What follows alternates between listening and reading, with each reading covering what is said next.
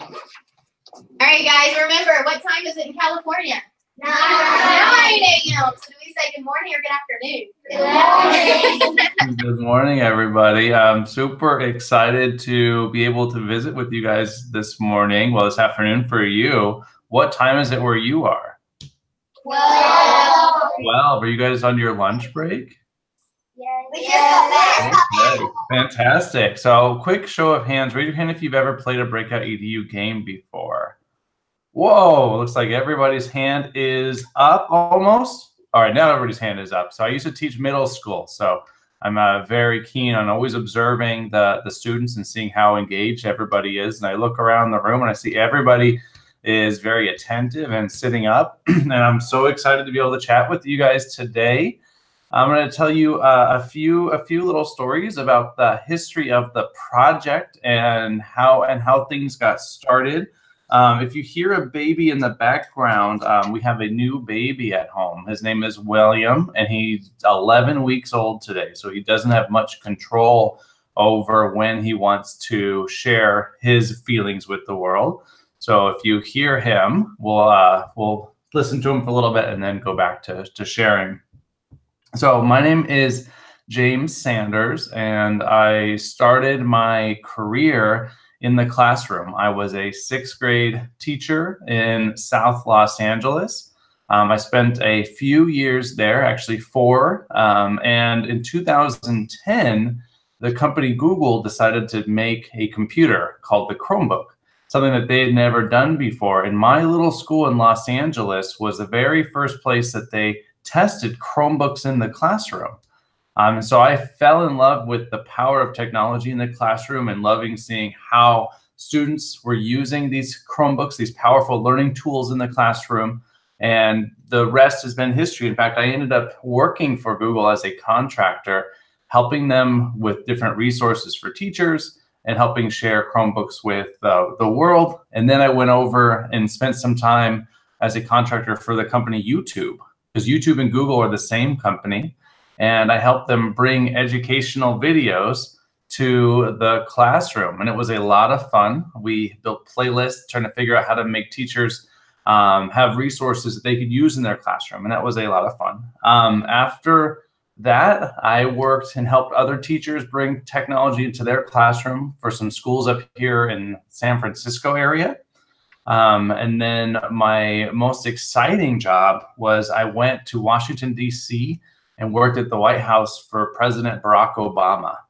I was one of his Presidential Innovation Fellows. And I don't know if you can see it, but I actually have a letter from President Obama right here. Let's see if we can bring it down and show you guys. And if you look closely, oh, this way. All right, wrong way, that way. You see his signature there. He sent me a letter saying, thank you for the service, because when you work in the government, it's all about serving your country. And I worked on some projects there. My most exciting project I got to work on was this thing called the White House Film Festival, where students around the world, just like you, created different videos sharing stories about how they're using technology and the world they wanted to live in. And it was a lot of fun. After I finished my work in Washington, D.C., I ended up going to one of these things called an escape room. Raise your hand if you've heard about an escape room before. Looks like almost everybody's heard about an escape room. So escape rooms are places, as you probably know, where you pay money and you go and you get locked in a room and you have to figure out how to solve problems in order to get out. We'll do questions in a little bit. And my friends and I went with some students and we were playing, and we were completely surprised by just how engaged and excited the students were about solving problems. And so after that, we were talking at dinner and we said, hey, how come learning in the classroom isn't as fun as going to an escape room?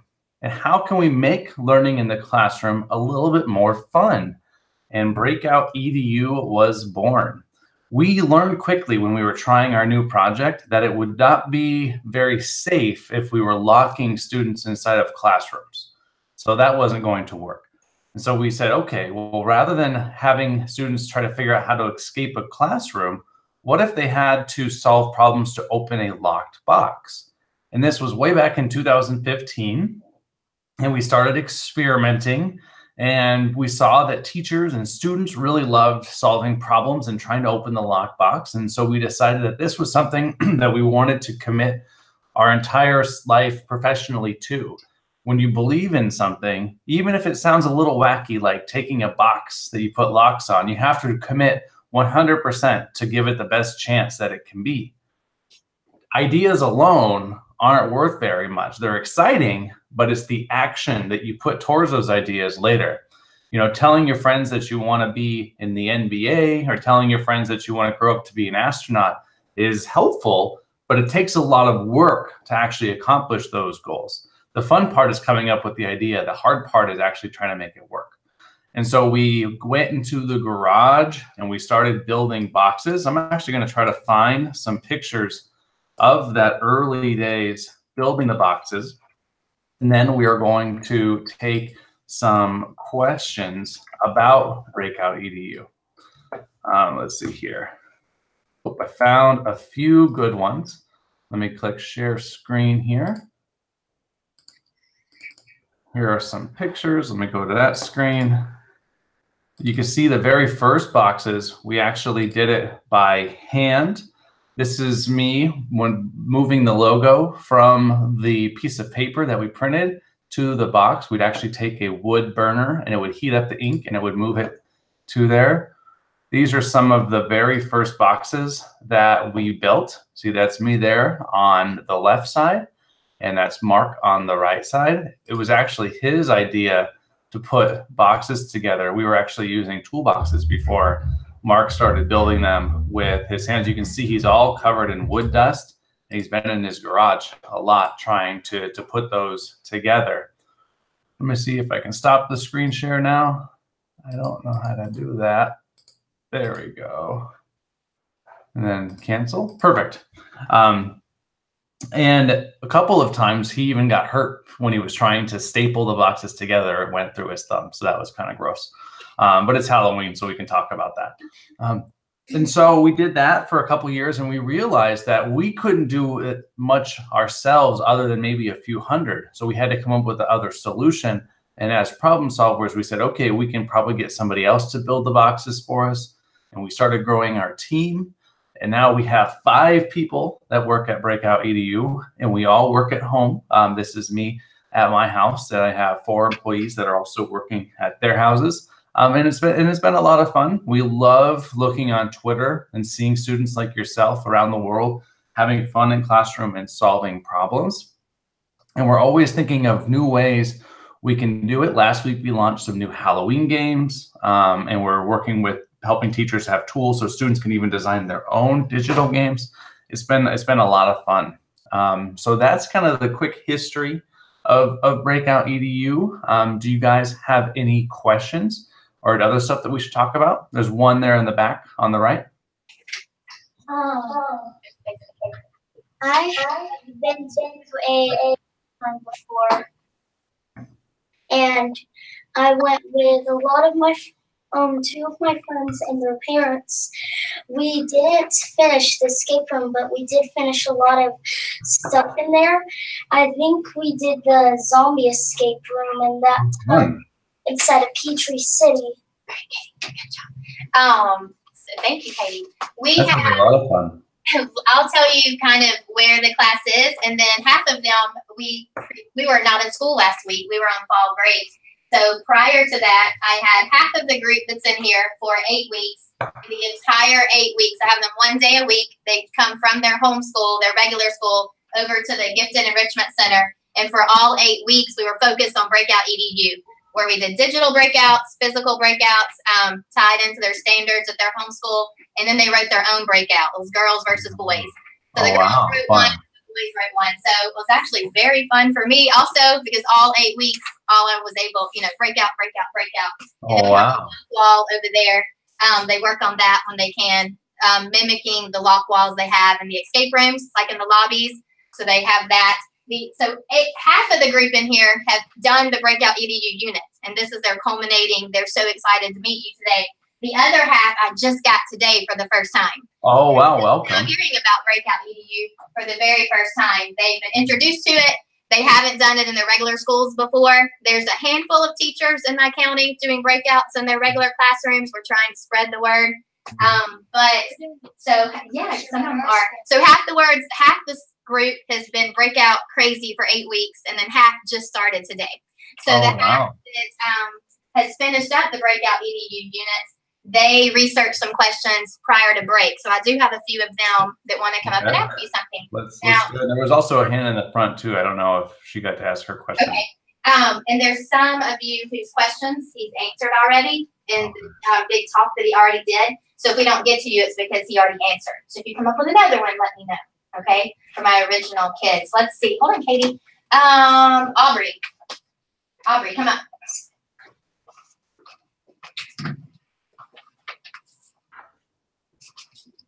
Do you remember yours? Right here. That one. Want to read that one? What is the most fun or unique backstory you have written or seen? Can you hear her? Yeah. So meaning about how different students are using it, one of those types of stories? Well, they were wondering about the backstories, like the theme, the backstory that goes along with each breakout when they were having to write their own. That was part of their challenge coming up with a backstory. Yeah, totally. They were wondering what was the most fun or unique one that you have written or come across. Yeah, so there's a whole bunch. I mean, one of my favorites, obviously, is anytime the players are trying to save the world. So if there is, as somebody mentioned, she went to a zombie apocalypse escape room. You know, we love seeing games like that. There's other games where students are trying to, you know, rescue some sort of obscure artifact or something that's more historical. My favorite one was a new game called Raiders of the Lost Locker. And the story is you find this old backpack or this old locker from a historical or a famous person back in the 1950s when he was in school. And you're going through the different materials and you see that this person liked aliens, this person liked sharks, this person liked dinosaurs. And eventually at the end, you figure out that this person is Steven Spielberg. And he's a famous movie director, and he went on to make movies like Jurassic Park and E.T. and Jaws. And that was a lot of fun to that story. So looking at other historical figures, and the other story I wanted to share was a real one. And we discovered that there is this town in the middle of America called Minoa, Nebraska. And Minoa, Nebraska is important because the town only has one person that lives there. The entire town, just one person.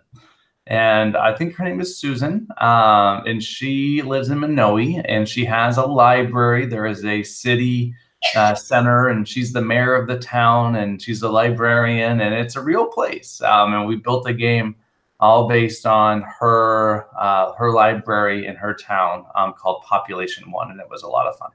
All right, looks like we have another question.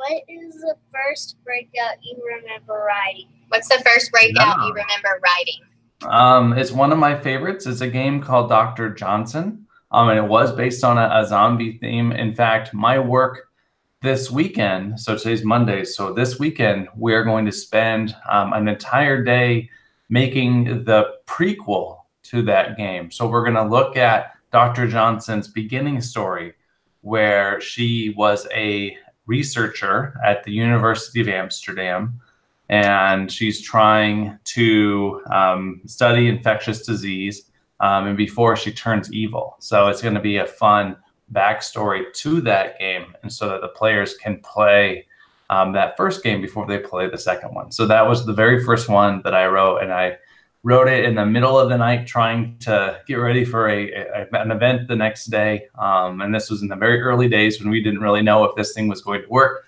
And it was a lot of fun. Good question. Do you think it is harder to write a breakout or do one? Harder to write a breakout or do one? Yes, sir.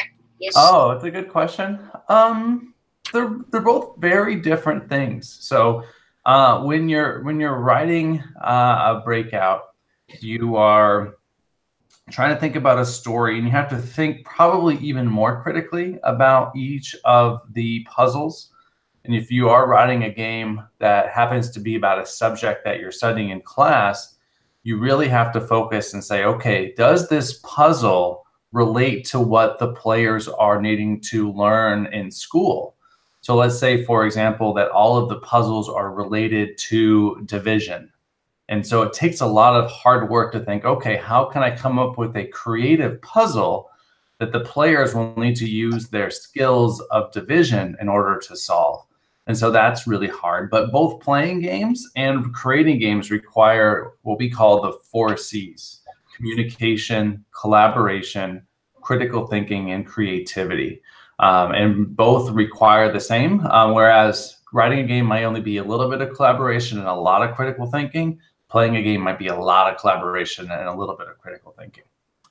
We are all about the 4 C's at Program Challenge, aren't we, guys? Yes, and some of them are pointing to my wall. Let me see if the camera will go over here. This is our favorite one in here. Oh, fun. Collaboration up there on the wall. Yes, big time. Getting them to learn to work together and that a group can be stronger than an individual. All right, Miss Alice, you have a question. What is the most difficult breakout you remember participating in? What made it challenging? Yeah, I remember. I don't remember the game exactly, but I remember the watching the players play. So I was in the city of Chicago, and we were at an office for the company Google. So we were at one of their offices there, and there was 2 groups playing the game together. There was a group of superintendents, so people that are in charge of school districts, and there was a group of Google employees, the people that work at Google. And it was so fascinating to watch them try to play the game because they didn't realize that they needed to collaborate. So half of the group was working on one part of the game, the other half was working on the other part of the game, and they got stuck and frustrated. And that was because they weren't talking to each other. And it was a valuable lesson to them that even though they may be the smartest people in the world, these are people that work at Google and they've been computer scientists, but they weren't able to succeed because they weren't willing to or weren't talking to their peers or their partners. And so that was a really fascinating experience to see. I might have been your video, I can't remember, or someone else's, probably yours. Are you the one that posted the video originally that showed both teams together, or someone might have heard about it? Okay, so after I watched that, I'm like, I'm going to make that happen. So back in my regular school last year, before I came over here, I had a friend teacher who left our school elementary and went to 6th grade, hit a middle school. So I think we did elf breakout. We did a fun one like around Christmas time. And the last puzzle, her class had half the puzzle and my class had half the puzzle, but they had to figure out that they had to collaborate over a Google Hangout. They thought they were just competing against each other. So they were just racing at first and not collaborating. Totally. But the most interesting part, 3rd graders, listen up. The most interesting part is, guess who did better? The 6th graders or the 3rd graders? The 3rd graders did better on it than the 6th graders because they had practice with it before one, and they were collaborating so much better, which is important. So on the video, you're able to watch the 3rd graders talking to the kids 3 years older than them. No, you need to do this. You need to do this. We need to do this. So it was really cool to watch them collaborate with each other. So thank you. We used your idea, and they loved it. All right, Miss Isabella. Right here. Hello. Do you like digital breakouts or physical breakouts better? Yeah, that's a great question. Both have their place, but I personally like digital breakout because it requires try to figure out actual lock. So much fun. Pull on the lock and try to open it. And so that's why I like physical ones better, to answer your question. But I've seen them both be a lot of fun. And in fact, some of my actual favorite games are games that have both. So the games where they have to solve a physical puzzle, and then they learn that next is there's a digital puzzle. There's a game called The Infection that does that really well. There's a new game called It's Alive that does that really well. So those are both examples where the best games do both, and they have online and physical puzzles. What do you guys like better? Those who have done both, do you like physical or digital? Who likes physical better with the real locks? Who likes digital better? Yeah, they're physical people also. That's what they created. I haven't attempted the student-created digital games yet, We created physical games, so I might venture into that before the year's over. Oh, fantastic. But they had girls did one about the zoo. Is that what y'all's backstory was? The magical zoo. And did someone lock the animals up? Yep. Someone locked the animals up, and they had to save the animals. And the boys did. SpongeBob on the water. SpongeBob. But they put all their ideas together. Underwater, SpongeBob, and rainforest. They couldn't agree on just one backstory, so they made them all merge together. And then we did a boys versus girls. So that was our last thing before fall break. And they had a great time with that. We have one more question from before break. Audrey. We might have touched on this earlier, but we'll see, Miss Audrey. No worries. Read this one right there, the last one. Is anything new in the works for BreakoutEDU? Yeah. One of the things that we really like doing is always pushing ourselves to come up with the new stuff. So there's a couple of things. One, the student game design stuff is brand new. So that came out about 2 weeks ago. And so we're really curious to see how that plays out, if people like it or not. The other stuff that's new that isn't out yet, we want to do more games and partnerships with companies that own books. So we did a game with a book writer called Peter Reynolds. He wrote a book called The Dot. Have you guys heard of The Dot? Raise your hand if you've heard of The Dot. So we did a game with him, and I think we're working on a game with the author of the book. I think it's Lemoncello. He's an author, and then we're looking at things like Harry Potter. We've done some designs for stuff like that, and so we've also done games with the company Sphero and Minecraft. So we'll probably do a new game with Minecraft. That's been a lot of fun. So those are probably the biggest things. We aren't doing any changes to the physical locks, because one of the things that's magical about the BreakoutEDU kits is that teachers can reuse the locks again and again. And so we don't want them to have to get out new stuff every time they want to play a different game. So all of the innovation this year is going to be focused on new online resources and new online games, and making it even easier. If I was going to say some of the things that I wish could be better, is it's hard for a teacher to get something set up for a game. It takes a lot of work and learning at the end for them. So trying to make that as easy as possible. And then just trying to figure out how to make better resources to help people set up and play the games as well. So those are kind of the biggest things. But yeah, I like that. With the app that you had last year or year before, the lock app, will it ever come back? Yep, we launched a new app a couple weeks ago called Tags, where you can scan and play any BreakoutEDU game. And we also launched a digital game builder. So that app was something that we used when we didn't have an online digital game builder. The problem with that app was a teacher had to hand over the device, so they couldn't send the lock digitally. So we are focusing more on being able to scan and play any games, and that's what the Tags app does. So a teacher with access to the platform can design any game they want, and they'll get a tag and they'll get a link, and then anybody with the Tags app can scan it and play it. So that's going to be some of the stuff that we're going to be focusing on is more integrations with the apps that are out there. Miles, want to do one more question? What inspired you to create a BreakoutEDU? Let's say it one more time. What inspired you to create BreakoutEDU? That's a fantastic question, and probably one of my favorite ones. My inspiration, I think everybody that works at BreakoutEDU is inspiration, is proving that learning in the classroom can be fun.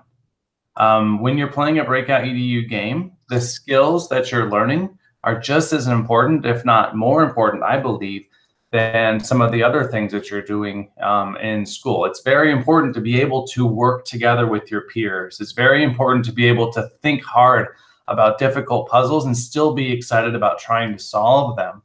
You guys are going to grow up and you're going to be living in a world where you're going to have to solve problems, and you don't know who you're going to have to work with to solve those problems.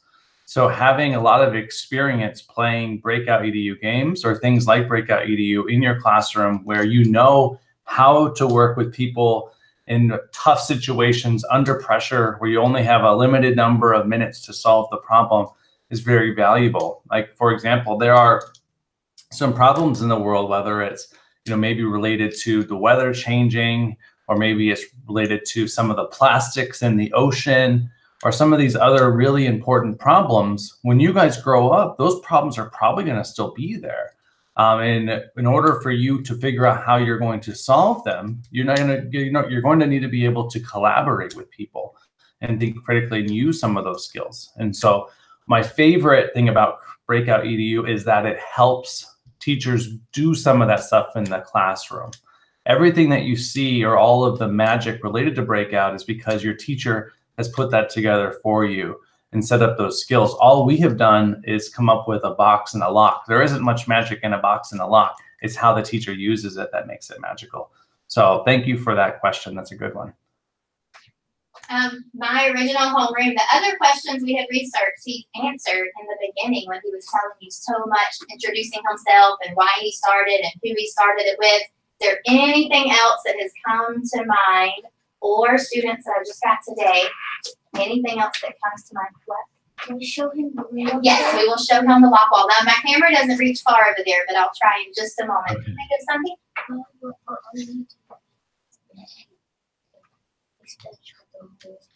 Oh, like what's next? After, oh, she wants to know what would come after Breakout EDU for you. If you weren't doing Breakout EDU, what would you be doing? If I wasn't doing Breakout EDU, what I would be doing? I don't know. That's a really good question. And it's hard for me to answer, because when you are so focused on accomplishing your goals, you don't have much time to think about what else I would be doing. I am a very big believer in the power of failure, and failure through when you're trying your hardest and things don't work out. You have to figure out why something didn't work out. So I think to answer your question, if I wasn't doing Breakout, I think I would still be out there trying to find different problems that I think I can build a solution for. Some of the problems that I'm most excited about, other than things like Breakout EDU, I believe that teachers pay too much money out of pocket, meaning that they use their own money for supplies for the classroom. That's a problem I think people can solve, and I would love to work on that problem. Another problem that I really would like to work on someday is stuff like global citizenship. Trying to figure out how to help teachers make or bring more powerful global citizenship learning experiences into the classroom. Those are probably the biggest two problems that I would work on. I believe that schools don't have enough resources to provide students with enough electives. You know, a lot of schools have electives like Spanish or PE, or, you know, some of the bigger ones have economics, but you're kind of limited. And I believe that students should have even more choice, but it's so hard. So I'd like to figure out or help work on that problem. So those are the problems that I want to work on someday in the future. And I like to think about the world that way. You know, what are the problems, and are there a solution for it that I want to help build? So if you guys look around your house, or you look around your town, or you look around your school, you're going to see things and you're going to be like, oh, that seems wrong, or I don't like that. Well, you can grow up and you can change it. It takes a lot of hard work, and you might fail, but that's the important part, is trying. And if you do fail, try again, or try it differently. So that's kind of how I think about it. But thank you for that question. I think you've covered everything they had wanted to ask and were wondering about. Some of them wanted to show you the lock wall we have in the room. I'll try. However, this camera is on a cord that does not reach over there, so I don't know how far it will get. Let's see if we can get the corner of that room. No, the other side of that. Other side. Oh, it's not going to work, guys. Oh, I see it. Okay, wait, hold on. Oh, let's be intelligent about this. I'll take a picture. Phone up to the camera. Then it will work. What do you think, students? Will that work? Yes. Here we go. Innovative and make it work. So I wanted to do this for a few years, and finally worked on it this summer. Can you see it a little bit? Oh, wow, yeah. So we were trying to copy the different ones they have in the real escape rooms. So for morning work, when they come in the morning, we have a few minutes, and if they finish up something early, or half will work on this, part will work over there. But even in you guys today, who got to start on it today? 6 or 7, 9 of you got to go over and start on it today. We've been in school 10 weeks so far, and I've only had 2 fifth grade girls finish it so far. Oh, So wow. Congratulations. to finish it before the year's over. You guys turn around this way so he can see you. Y'all can come a little closer if you want to. We're about to say bye. Are you squat down, Tom? 2 boxes. Good. What do we tell Mr. Sanders? Thank you guys so much. I hope you have a wonderful rest of your day. And good luck designing your games. Yes, so the group I have now, your ultimate goal after we do some breakouts will be to design your very own game. So be thinking about that as we do the different breakouts. But thank you so much for taking your time to come and talk to us today. We really appreciate it. Tell him one more bye, big time. Bye! Bye, guys. Thank you so very much. We hope you have a great day.